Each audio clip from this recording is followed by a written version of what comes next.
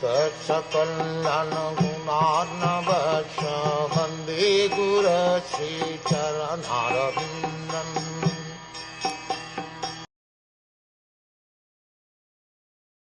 There are many varieties of scriptures, and in all of them, there are many prescribed duties, which can be learned only after many years of study in their various divisions.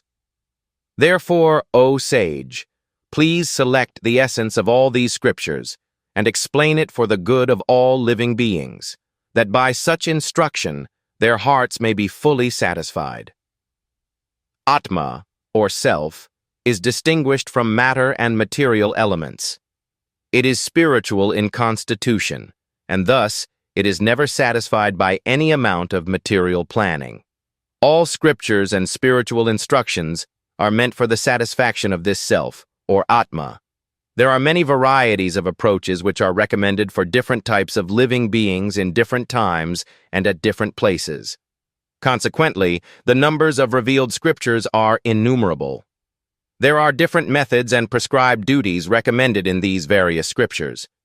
Taking into consideration the fallen condition of the people in general in this age of Kali, the sages of Naimisaranya suggested that Sri Sutta Goswami relate the essence of all such scriptures because in this age it is not possible for the fallen souls to understand and undergo all the lessons of all these various scriptures in a Varna and Ashrama system.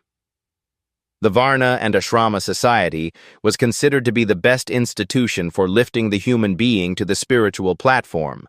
But due to Kali Yuga, it is not possible to execute the rules and regulations of these institutions. Nor is it possible for the people in general to completely sever relations with their families as the Varnashrama institution prescribes. The whole atmosphere is surcharged with opposition. And considering this, one can see that spiritual emancipation for the common man in this age is very difficult. The reason the sages presented this matter to Sri Sutta Goswami is explained in the following verses.